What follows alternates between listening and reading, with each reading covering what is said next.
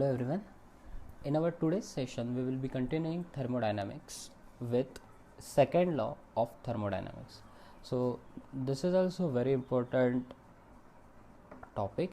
In our first session of the lecture, we saw that how first law of thermodynamics is applied and used everywhere. Also, we studied zeroth law of thermodynamics. So in our this particular session, we will be studying second law of thermodynamics.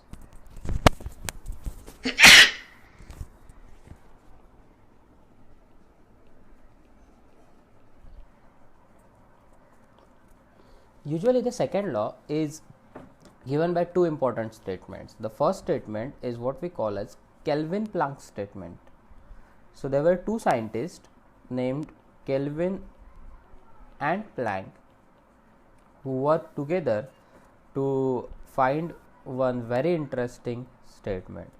What they said is that कि समझो तुम्हारे पास एक engine है, okay, और ये engine क्या करने वाला है, ये एक सोर्स मतलब सोर्स जो भी होगा या फिर एक लोकेशन जो भी होगा वहाँ से हीट लेगा एंड इस हीट को कन्वर्ट करेगा वर्क में. जस्ट लाइक अपना स्टीम इंजन होता है, वो क्या करता है, हीटेड स्टीम लेता है और उसको वर्क में कन्वर्ट करता है, बराबर ना.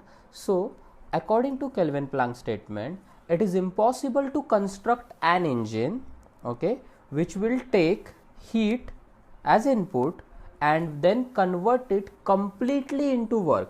मतलब समझो तुम लोगों ने अगर 50 जूल हीट लिया है तो तुम लोग उसको 50 जूल वर्क में कभी कन्वर्ट नहीं कर सकते. इट इज इम्पॉसिबल, बिल्कुल नहीं. समझा क्यों? क्योंकि लॉसेस होते हैं कि नहीं. तो तुम लोगों ने अगर 50 जूल वर्क लिया है हीट के टर्म्स में, then you can convert it to 20 joule और 30 जूल. तो बचा हुआ 20 जूल किधर गया? वो लॉसेस में चला गया. समझ रहे हो? सो केल्विन प्लैंक स्टेटमेंट क्या बोलता है? It is impossible to construct an engine which takes heat as input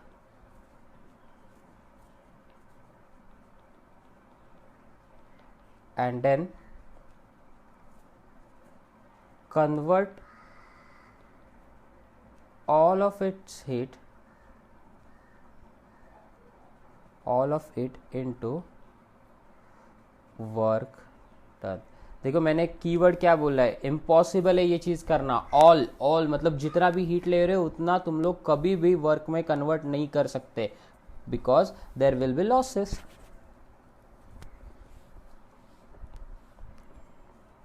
ये आपके लिए रेड पेन वाला, as there will B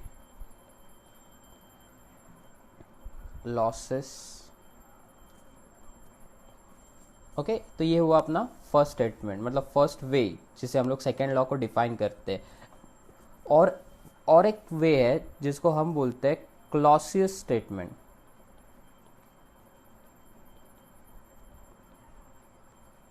this is my favourite statement, okay, क्योंकि पहले वाला स्टेटमेंट थोड़ा याद करने के लिए टफ होता है, बट ये वाला तो बहुत ईजी है.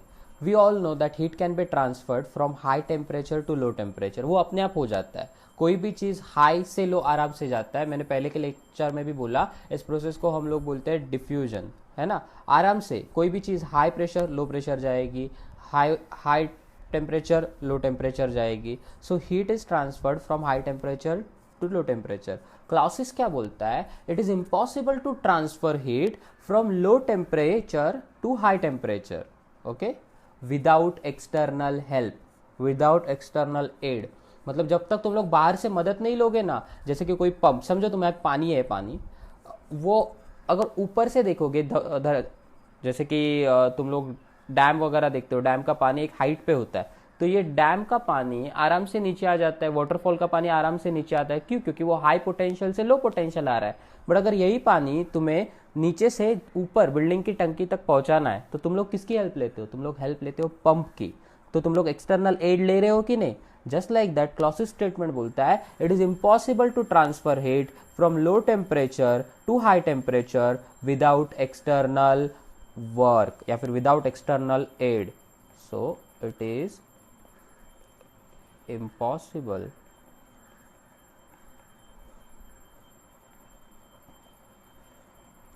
to transfer heat from low temperature to high temperature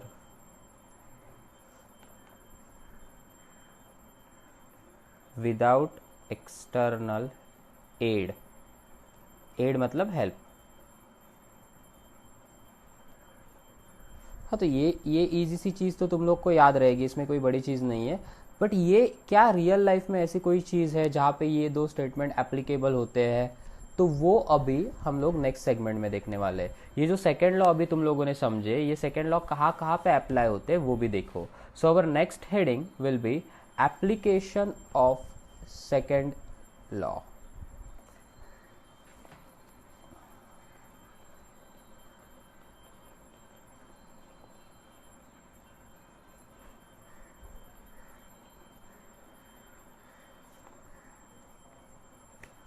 सो क्यों ना ये अंडरस्टैंड करने के लिए मैं 3 डिवाइस कंसिडर करूँ।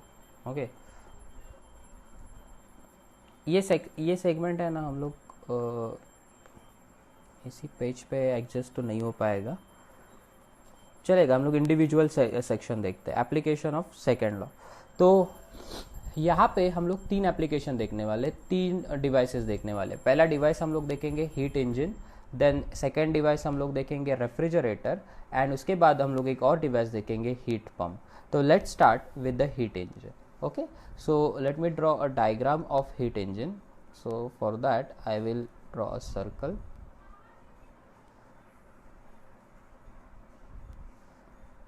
then rectangle,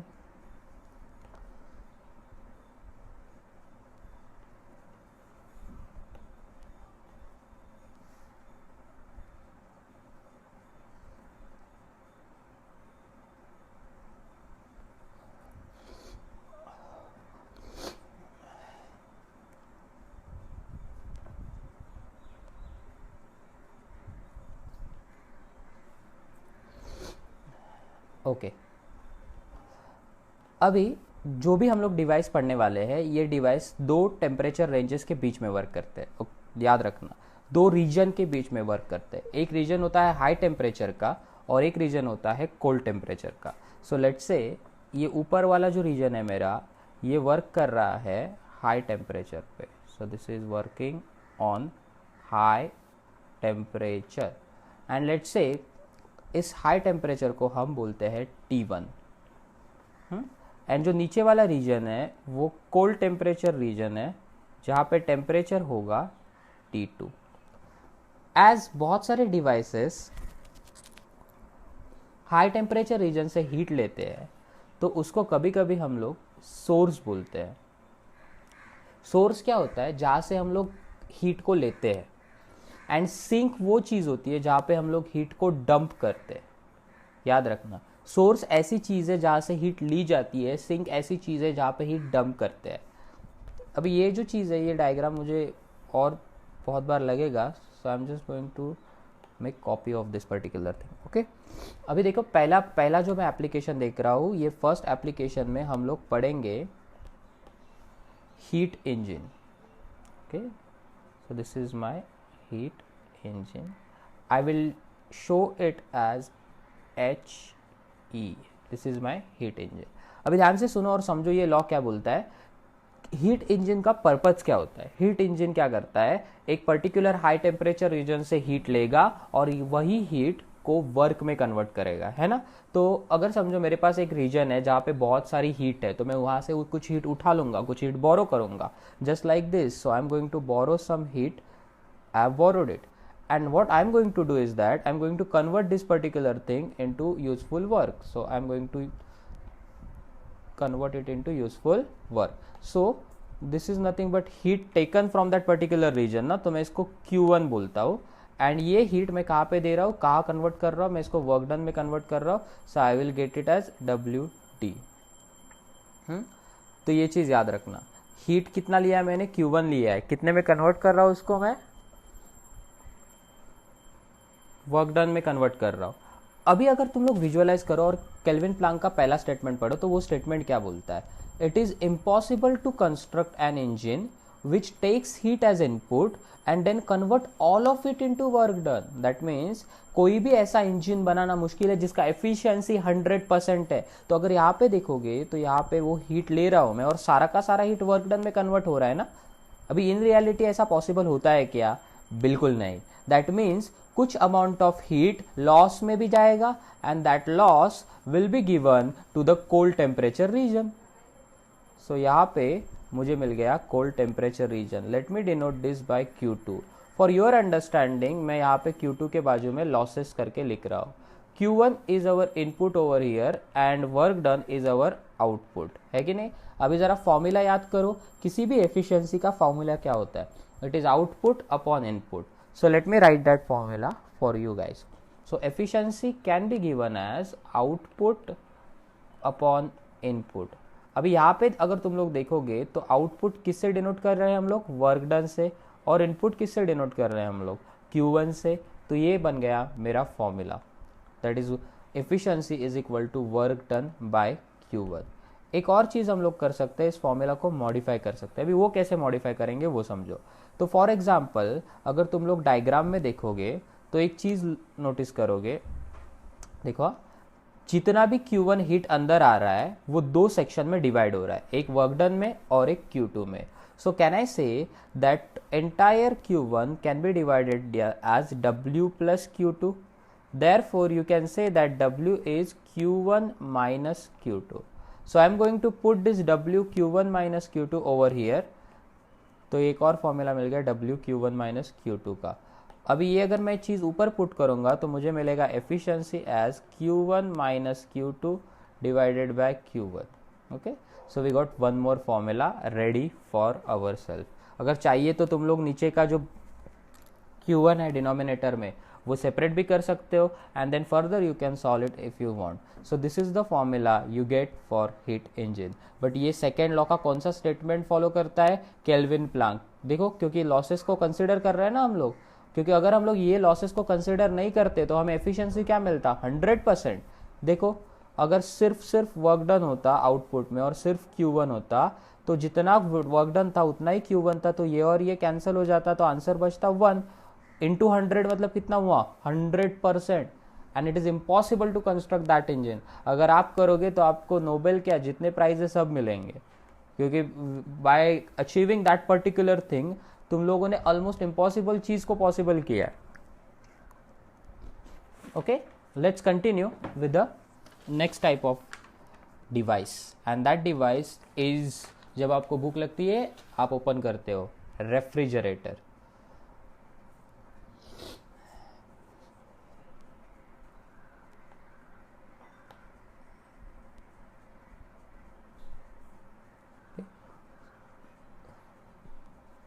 क्यों ना हम लोग दोनों डिवाइस साइड बाय साइड पढ़े, पहले रेफ्रिजरेटर ही पढ़ लेते हैं। So this is our none other than refrigerator. Let me denote it by RE. Okay, अभी देखो रेफ्रिजरेटर कैसे होता है ना, ये विजुअलाइज करो कि रेफ्रिजरेटर में होता क्या है, कैसे होता है। तो एक अपने पास रीजन है कोल्ड टेम्परेचर रीजन और एक रीजन है हॉट टेम्परेचर रीजन, बराबर कि नहीं? याद करो कि रेफ्रिजरेटर में कोल्ड टेम्परेचर रीजन कहाँ पे होता है या फिर रेफ्रिजरेटर के अंदर कोल्ड कहाँ होता है। तो जो इनसाइड ऑफ रेफ्रिजरेटर है वो ठंडा होता है, ये सब एग्री करेंगे। So I can say cold temperature region is nothing but inside of refrigerator, है ना। और just like that high temperature region कहाँ होता है, रेफ्रिजरेटर के बाहर वाला, दैट इज योर किचन। या फिर तुम लोगों ने अगर जहाँ पे रेफ्रिजरेटर रखा है उसके आजू बाजू वाला रीजन क्या होगा, हॉट होगा ना। So I can say outside of refrigerator में जो भी रीजन होता है वो हॉट होता है। अभी विजुअलाइज करो, ये तुम्हारा रेफ्रिजरेटर है और तुमने रेफ्रिजरेटर के अंदर कुछ फ्रूट्स रखे हैं। Okay, this is our fruits, और इस फ्रूट को अभी ठंडा करना है तो क्या होगा, इस फ्रूट के अंदर जो भी हीट है वो हीट रेफ्रिजरेटर एब्जॉर्ब करेगा, बराबर ना, क्योंकि अंदर वाली चीज ठंडी रहनी चाहिए।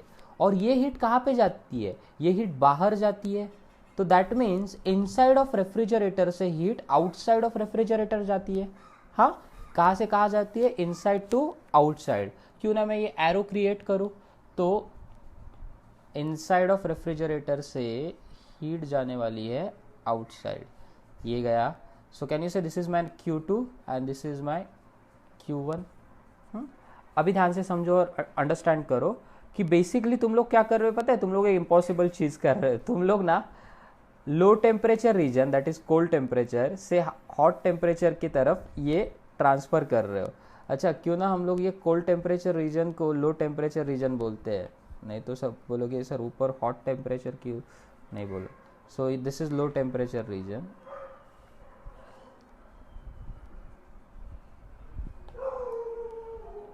Okay, so this is our low temperature reason.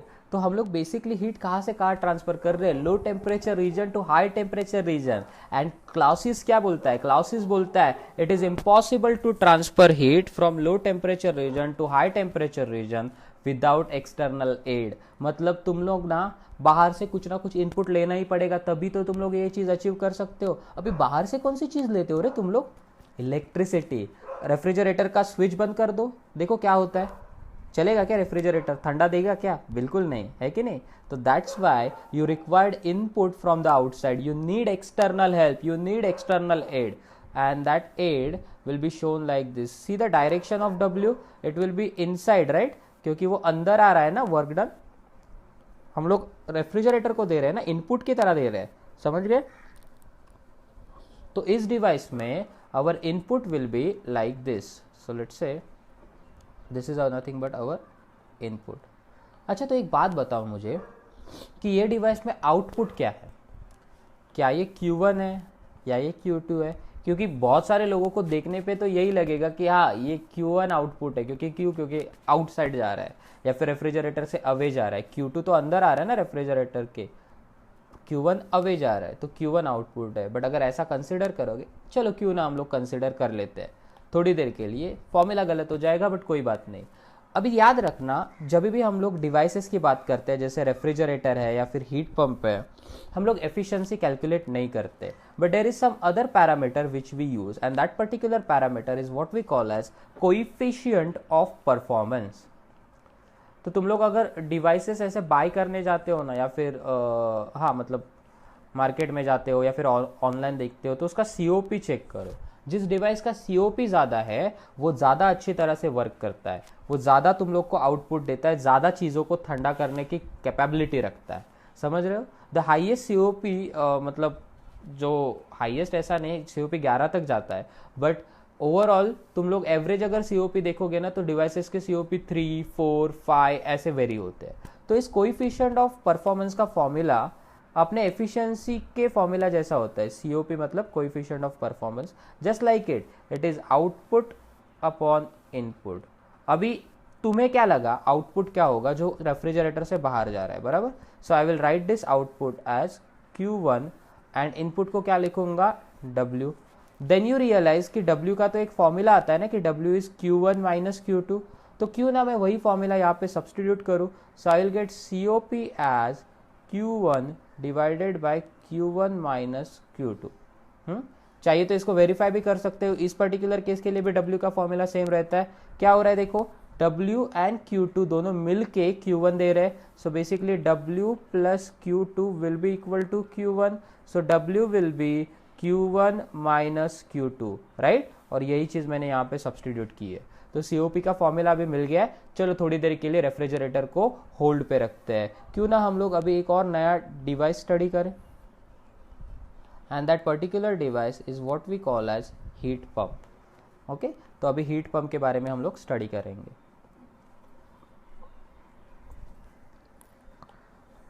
पहली बात तो ये कोल्ड टेम्परेचर को हटा देते हैं एंड इसके जगह हम लोग लिखते हैं लो टेम्परेचर।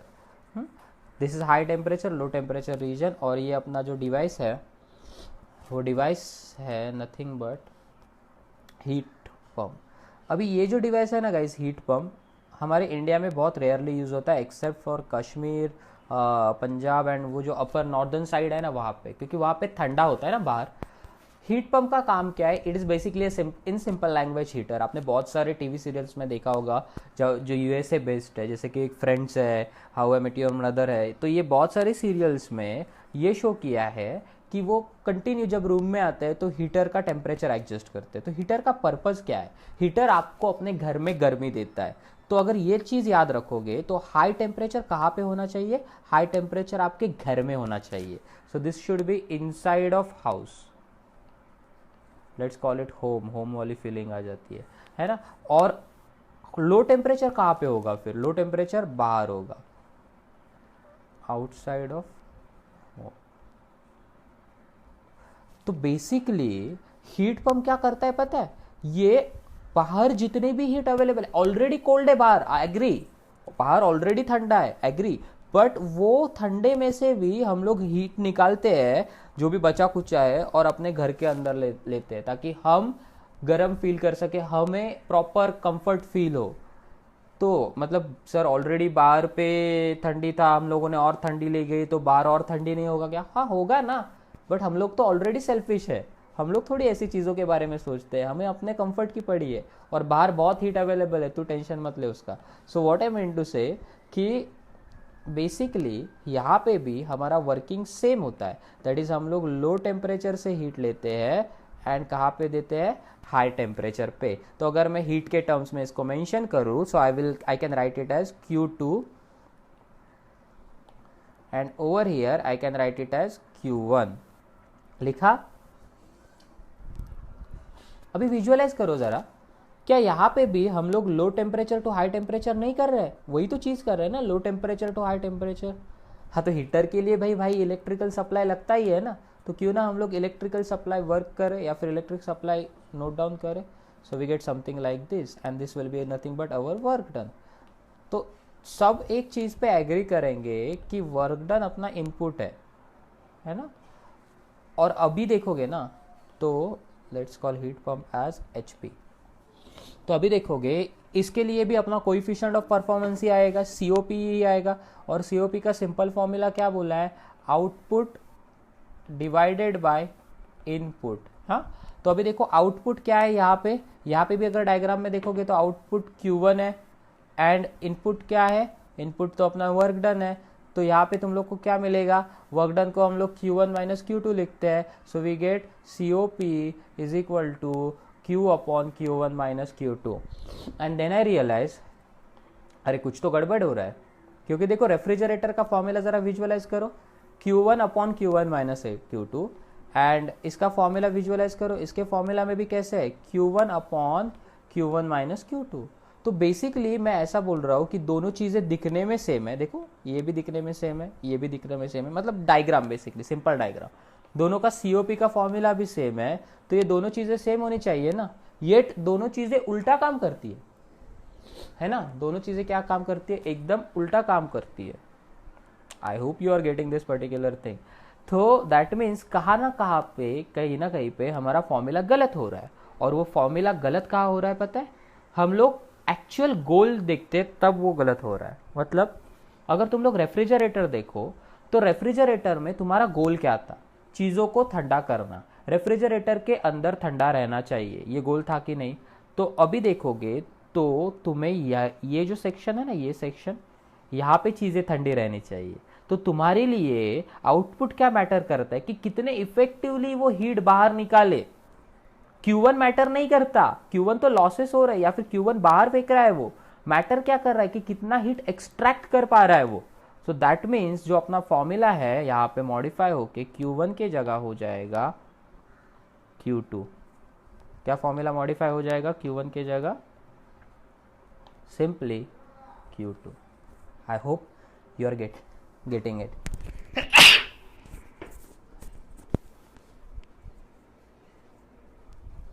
नाउ यहाँ पे भी देखो अपना हीट पंप के लिए, तो हीट पंप के लिए रीजन क्या मैटर करता है कि कितना हीट अंदर दे रहा है ना। बाहर का आई डोंट केयर, अंदर कितना हीट दे रहा है Q1, तो मेरा आउटपुट में कौन सा हीट कंसिडर करूंगा? Q1। आई होप तुम्हें ये बेसिक टर्मिनोलॉजी समझ रही है। तो इसी तरह से हम लोगों ने तीनों डिवाइसेस पढ़े जो सेकेंड लॉ के बेसिस पे चलते हैं। पहला डिवाइस पढ़ा हम लोगों ने हीट पंप। ये हीट पंप चलता है on the basis of, sorry heat engine पढ़ा हम लोगों ने, and heat engine works on the basis of Kelvin Planck statement, that is we can not get 100% efficiency, कुछ ना कुछ लॉसेस होंगे। फिर हम लोगों ने दो डिवाइसेस पढ़े क्लाउसियस स्टेटमेंट के बेस पे, है ना। और क्लाउसियस क्या बोलता है? It is impossible to transfer, it is impossible to transfer what?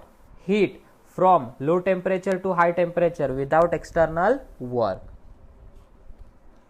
फिर आगे कंटिन्यू करते हैं। ये डिवाइस भी देखो, इसका भी फॉर्मूला हम लोग हाईलाइट कर देते ताकि हम लोग को आगे यूज करने के लिए मिल जाए। Okay, so we got our overall formulas. Now let's move on to the next segment, जहाँ पे मैं तुम लोगों को एक ऐसा इंटरेस्टिंग साइकिल बताने वाला हूँ जिसको मतलब बेसिकली वो पर्टिकुलर साइकिल को ना इंजीनियर ऐसे प्रणाम करते हैं। जो भी इंजन डिज़ाइन करते हैं, जो भी नए मशीन्स बनाते हैं, जो भी टरबाइन करते हैं, टरबाइन क्रिएट करते हैं, गाड़ी के इंजन बनाते हैं, वो सारे इंजीनियर वो साइकिल को प्रणाम करते हैं। मतलब उसको उसके लिटरली प्रणाम बोलते हैं कि बाबा हाँ मेरे को हेल्प कर, ऐसा टाइप का साइकिल है ये वाला साइकिल जो भी मैं बताने वाला हूँ। This particular cycle is what we call as Carnot cycle.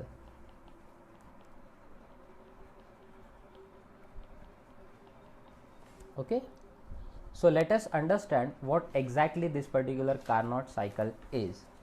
तो पहली दो तीन चीज़ें तुम लोग एक नोट की तरह याद रखो कि it is ideal cycle. मतलब ऐसी कोई चीज़ एग्जिस्ट नहीं होती प्रैक्टिकली, हाँ प्रैक्टिकली एग्जिस्ट नहीं होती, थियोरेटिकल है, प्रैक्टिकली कोई चीज़ एग्जिस्ट नहीं होती। सेकेंड चीज़, तो एक आइडियल साइकिल है, ये तो सब एग्री कर रहे हैं। अभी second cheese, it has maximum efficiency. हाँ सर आइडियल साइकिल है तो 100% एफिशिएंसी होता है, नहीं। कार्नोट साइकिल का एफिशिएंसी कभी भी 100% नहीं होता, बट वो मैक्सिमम होता है। मतलब अगर तेरा इंजन, गाड़ी का इंजन, स्कूटर का इंजन, तो कार्नोट साइकिल को यूज करके चला रहा है, तो Carnot cycle will give you maximum possible efficiency. उसके ऊपर एफिशिएंसी कभी तेरे गाड़ी का जाएगा नहीं। इसको और डिटेल में समझेंगे, अच्छे से समझे, बट ये समझो कि कार्नोट साइकिल जो भी एफिशिएंसी बताएगा वो लिमिट हो गया, वो मैक्सिमम हो गया, उसके ऊपर एफिशिएंसी नहीं जाएगा। एक और चीज, इट इज नॉट 100%, ये तुम्हारे लिए है, ओके। नहीं तो ये मैक्सिमम मतलब कितना मैक्सिमम जा सकता है? 100%, ऐसा नहीं है। कार्नोट बोला 60 तो 60 तेरा नया 100 हो गया, दैट मीन 60 के ऊपर तू नहीं जा सकता, and that is Y this particular thing is important. ये पर्टिकुलर साइकिल तुम्हें लिमिट बताता है कि हाँ भाई तेरे को अभी रुकना है, इसके ऊपर तू कुछ भी कर, हाथ पैर मार, तू कुछ नहीं कर सकता। You cannot take your engine efficiency any further or any beyond than that particular value. I hope you are able to understand it. क्योंकि यार ये तो मतलब बहुत इंपॉर्टेंट सी चीज़ हो जाती है। समझो तुम लोग एक डिज़ाइन कर रहे हो और तुम्हें बेसिकली पता ही नहीं है कि कभी रुकना है, तो तुम लोग ट्राई कर रहे हो and at the end what it is giving to you, nothing but failure, right. तो ये साइकिल तेरे को बताता है कि भाई तू 60% मैक्सिमम जा सकता है, अभी तेरा 58 आ रहा है, इससे ऊपर नहीं जा सकता, क्यों ट्राई कर रहा है? बराबर, तू क्लोज तो आ गया, तू 61 नहीं जा सकता, 62, in hell you can not even go to the 60% value. समझ रहे हो मैं क्या बोल रहा हूँ? तो अभी ये जो साइकिल है वो दिखती कैसे है वो पहले बनाता हूँ मैं। तो in our previous lecture I hope you remember that those indicator diagram from the previous session, जहाँ पे मैंने PV, TS and HS के डायग्राम तुम लोग को सिखाए थे। Just like that, I'm going to show you one more interesting diagram, PV diagram. अभी ये PV डायग्राम कार्नोट साइकिल को लेके कैसे बनाते हैं।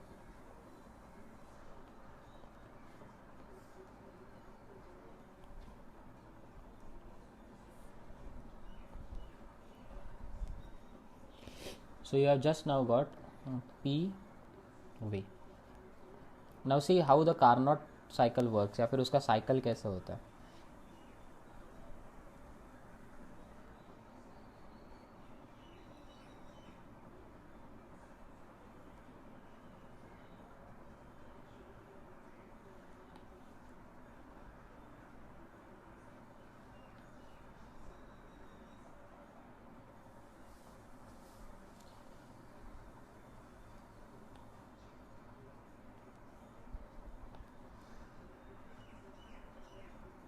and this is how we are getting our Carnot cycle. Okay, तो देखो ध्यान से different points बनाते हैं 1 2 3 and this is our point number 4. So there should be always indication of arrows in the diagram. So this is like this. Process क्या क्या है अपने पास अवेलेबल है. प्रोसेस 1 to 2 है, देन 2 to 3 है, 3 to 4 है एंड 4 to 1 है. And जैसे मैंने जहाँ पे स्टार्ट किया है वहीं पे एंड कर रहा हूँ, तो दैट इज़ वाई मेरा ये पर्टिकुलर सेक्शन साइकिल क्रिएट कर रहा है. याद है तुम लोगों को मैंने साइकिल क्या बोला था. साइकिल एक ऐसी चीज़ है जहाँ पे हम लोग स्टार्ट करते हैं वहीं पे एंड अचीव करते हैं. And so that is why this particular thing is what we call as cycle.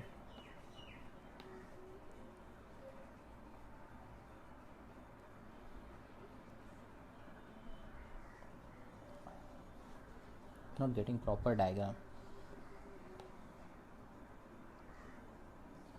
Okay, this one is quite good. 1 2 3 4. Okay, अभी अगर तुम लोग विजुअलाइज करोगे ना तो ज़रा प्रोसेस 1 एंड 2 के ऊपर फोकस करो. से दिख रहा है ये 1 का वॉल्यूम था V1 एंड ये 2 का वॉल्यूम था V2. विजुअलाइज करो, इनिशियली मेरा वॉल्यूम इतना था V1 and after some time it is increasing to the volume V2. मतलब क्या हो रहा है, मेरा वॉल्यूम बढ़ रहा है. That is nothing but expansion, right. But जो प्रोसेस 1 to 2 होती है ना, प्रोसेस 1 to 2 होती है, इसको हम बोलते हैं not normal expansion, it is isothermal expansion. This is what we call as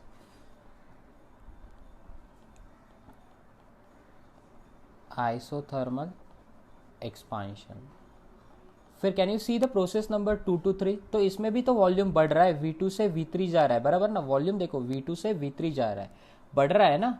सो ये भी तो एक्सपांशन हुआ, बट ये वाला अलग टाइप का एक्सपांशन होता है, ये अलग साइकिल फॉलो करता है. This is what we call as process 2 to 3 adiabatic expansion.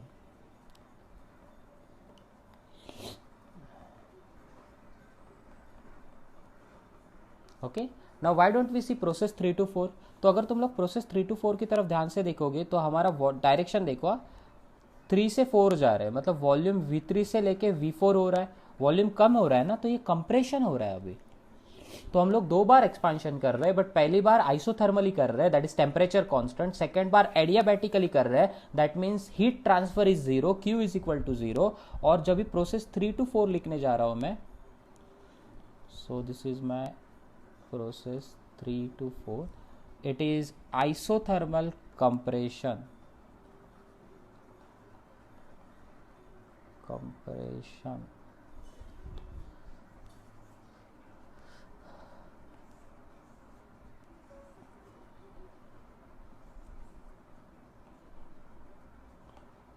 So this is my isothermal compression. अबे जस्ट लाइक दैट मेरा लास्ट प्रोसेस भी अगर तुम लोग देखोगे ना, that is process 4 to 1. This is also a compression, right, but this one is adiabatic compression. So in simple word, your entire Carnot cycle is combination of isothermal expansion, adiabatic expansion, isothermal compression and adiabatic compression. तो ये सारी process को मिला के हमें ये entire cycle मिल रहा है.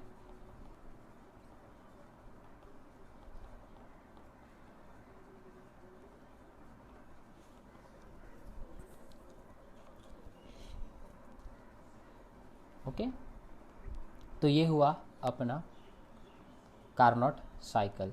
तो ये कार्नोट साइकिल का सिर्फ और सिर्फ मैंने डायग्राम एक्सप्लेन किया है तुम लोगों को.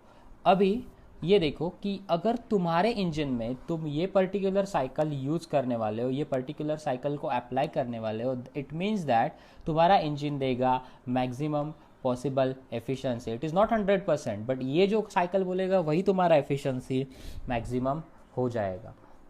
फिर सर आपने ऐसा क्यों बोला कि इट इज़ आइडियल साइकिल? क्यों इस पर्टिकुलर साइकिल को हम लोग आइडियल साइकिल की तरह ट्रीट करते हैं? तो the one whole and sole reason for this particular thing is कि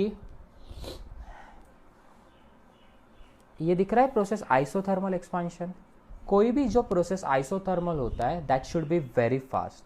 and can you see this particular process adiabatic?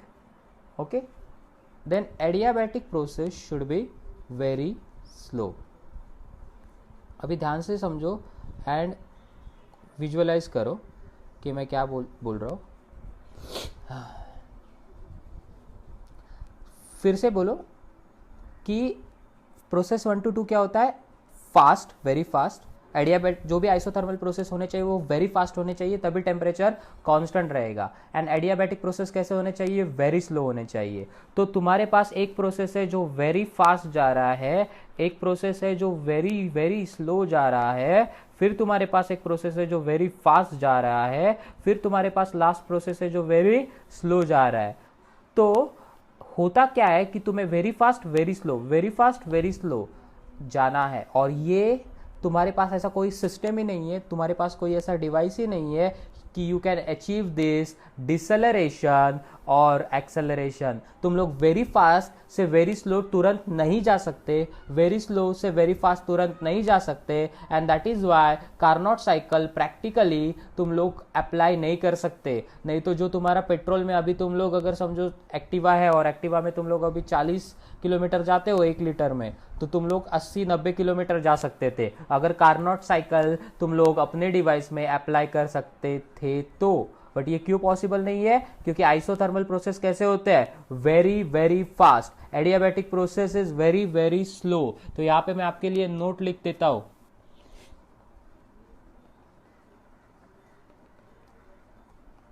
As isothermal processes are very fast and adiabatic processes are very slow,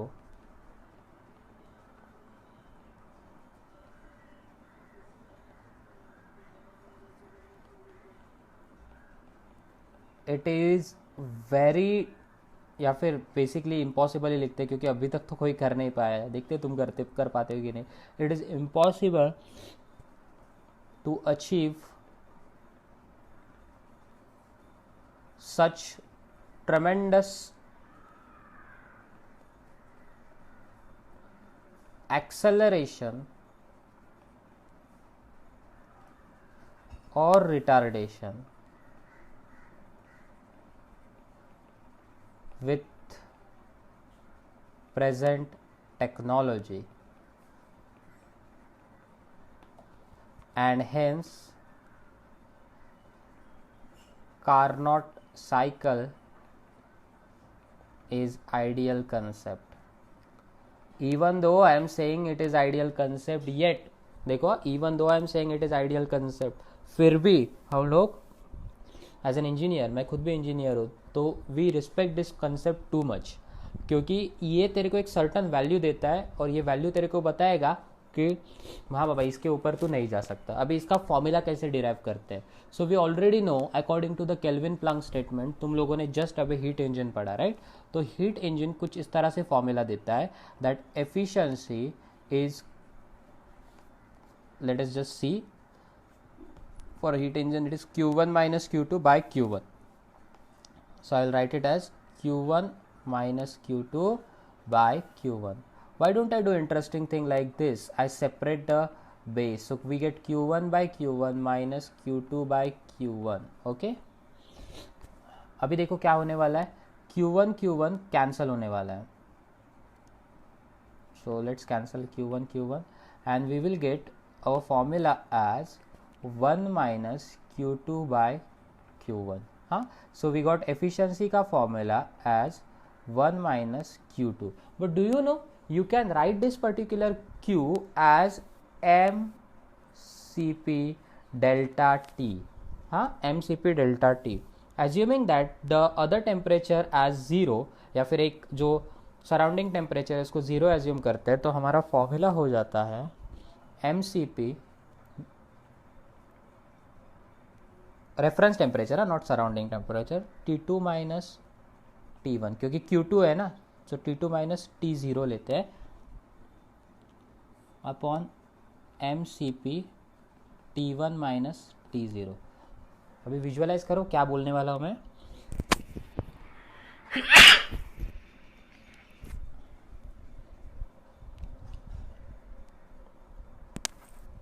तो क्या क्या चीज़ें cancel होती है यहाँ पे, m cancel होता है, cp कैंसिल हो रहा है, ये सारी चीज़ें कैंसिल हो रही है बराबर। So what do we get 1 minus T2 minus zero upon T1 minus zero, क्योंकि मैंने T0 को ज़ीरो कंसिडर किया है, हाँ, रेफरेंस टेम्परेचर को। सो एट द एंड मेरा एफिशिएंसी का फॉर्मूला मिलता है 1 माइनस T2 बाई T1। क्या फॉर्मूला मिला मुझे, 1 minus T2 by T1। Remember it as very very important formula. याद है तुम लोग को T2 क्या था, T2 तुम्हारा कोल्ड टेम्परेचर था या फिर लो टेम्परेचर था, और T1 तुम्हारा हाई टेम्परेचर था। तो कार्नोट के लिए तुम्हें ये ज़रूरी नहीं है कि तुम्हारे पास कितने सिलेंडर अवेलेबल है, ये ज़रूरी नहीं कि तुम्हारे पास कितने मशीनरी अवेलेबल है, ये ज़रूरी नहीं कि तुम्हारे पास कितने स्क्रू है, कितने लुब्रिकेंट है, कुछ मालूम होना नहीं चाहिए। तुम्हारे पास सिर्फ दो टेम्परेचर मालूम होने चाहिए, एक टेम्परेचर होगा कोल्ड रीजन का और एक टेम्परेचर होगा हॉट रीजन का। तो your T1 over here is hot temperature, why don't you write hot region temperature या फिर high temperature, and then T2 is nothing but cold temperature। तो खाली ये दो चीज़ें अगर तुम्हें अवेलेबल है, तुम्हारे पास मालूम है ये चीज़ें, तो तुम आराम से इसको सॉर्ट आउट कर सकते हो, एफिशिएंसी निकाल सकते हो। अभी थोड़े बहुत नोट्स की तरह चीज़ें याद रखो। जब भी मैं Q का फॉर्मूला लिखूंगा ना, तो Q का फॉर्मूला मैं लिखता हूँ इस तरह से, it is m C p delta t, where c p is specific heat at constant pressure. KTG के टॉपिक से तुम लोग को ये फॉर्मूला तो मालूम होगा, है ना। नेक्स्ट चीज़ देखो, M क्या होता है, तो M होता है मास फ्लो रेट, हाँ, कितना मास फ्लो हो रहा है। It is not simply mass, it is nothing but mass flow rate, that is its unit is kg per second।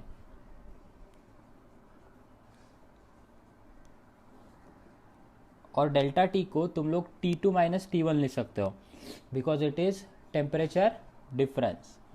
Second, अगर तुम्हें U दिया है, that is U is nothing but our internal energy, then internal energy depends on volume only, so that's why we write it as mcv delta t। फर्क समझो, Q के formula में mcp आता है, whereas इसके U के formula में आता है mcv delta t।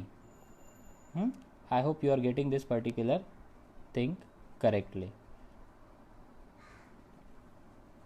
तो ये नोट्स की तरह याद रखो, ये फॉर्मूलाज तुम लोग को आगे चल के यूज़ होने वाले हैं, हमें एप्लीकेबल होने वाले हैं।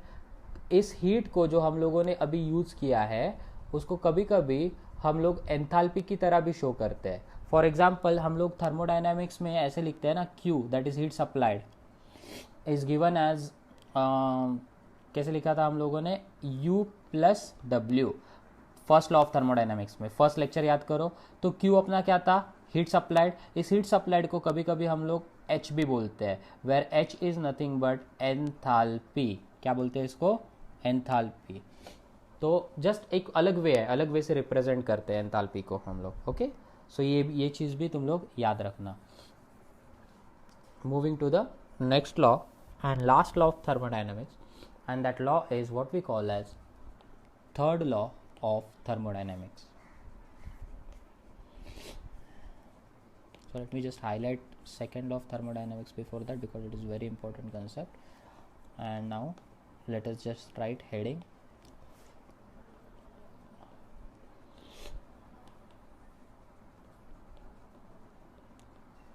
third law of thermodynamics।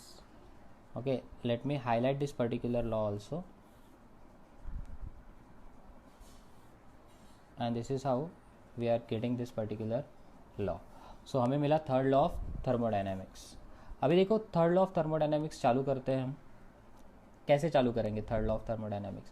तो फॉर दैट पर्टिकुलर रीज़न एक बहुत सिंपल सा स्टेटमेंट है, और ये स्टेटमेंट का प्रूफ भी है, बट तुम्हारे सिलेबस में first of all third law include ही नहीं है. जस्ट तुम्हें इसका डेफिनेशन याद रखना है and that's it. You don't need any other things that are necessary, that are related to it. ना तुम्हें एंट्रोपी की ज़रूरत है, ना तुम्हें आगे किसी चीज़ों की ज़रूरत है, but still I will tell you that particular law. This particular law says that if object reaches the absolute zero of temperature, मतलब कोई भी ऑब्जेक्ट अगर absolute zero, that is -273.15 degree Celsius है ना. क्या लिखते हैं हम लोग इसको? 0 डिग्री केल्विन और -273.15 degree Celsius, the lowest possible. इसके नीचे कोई चीज़ जा ही नहीं सकती. तो अगर ये टेम्परेचर उस ऑब्जेक्ट ने रीच किया, देन एटम्स ऑफ दैट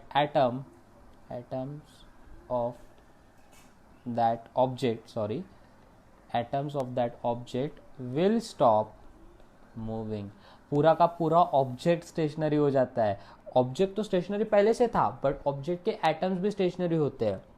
देखो इवन एट 0 डिग्री सेल्सियस ना, इवन एट 0 डिग्री सेल्सियस बोल रहा हूँ, not degree Kelvin, even at 0 degree Celsius हर एक एटम वाइब्रेट होता है. दैट इज़ वो अपने लोकेशन पे ऊपर नीचे हो रहा होता है. बट जैसे जैसे तुम लोग टेम्परेचर ड्रॉप करते हो, उसका वाइब्रेशन स्लो होना चालू हो जाता है, and at the 0 kelvin it just stops. Vibration धीरे धीरे क्या हो रहा है? कम हो रहा है, and at the and it just stops. That's it. तो कोई चीज़ 0 केल्विन पे मूव नहीं होती. ये हमें बताता है third law of thermodynamics. Okay, and इस थर्ड लॉ को हम लोग प्रूव करते हैं using this particular statement, that is change in entropy is given as change in enthalpy per unit temperature, that is absolute temperature. Change in entropy is equal to change in enthalpy per unit temperature. और ये statement है ना, ये third law से नहीं आ रहा है. ये जो चीज़ है ना, ये obtained from second law only है. This is obtained from second law, but हम लोग इसको यूज करते हैं थर्ड लॉ का फर्दर प्रूफ करने के लिए. एक और चीज़, थर्ड लॉ इससे एक और चीज़ हमें बताता है कि यूनिवर्स है ना, मतलब थर्ड लॉ में आगे जब हम लोग जाते हैं तो एक और चीज़ अपने आप प्रूव हो जाती है, that universe is expanding. Universe expand होना चालू हो चुका है और अपने आप हमेशा एक्सपांड होते रहेगा. क्यों होते रह रहा है? क्योंकि जो भी तुम लोग हीट न्यू प्रोड्यूस कर रहे हो या फिर हीट ले रहे हो, प्रोड्यूस कर रहे हो, वो यूनिवर्स में किधर ना किधर सम अमाउंट में जा रही है. Okay, so this is interesting. और एक चीज़, एंट्रोपी क्या होता है? ये डेल्टा एस क्या बोला मैंने? Delta S is change in entropy, right? So delta S is nothing but change in entropy. And what about this delta Q? It is change in enthalpy या फिर change in heat. तो एक चीज़ याद रखो, एक सिंपल सी चीज़ बोलने वाले हो कि एंट्रोपी क्या होती है. Entropy is what we call as disorderness of the system.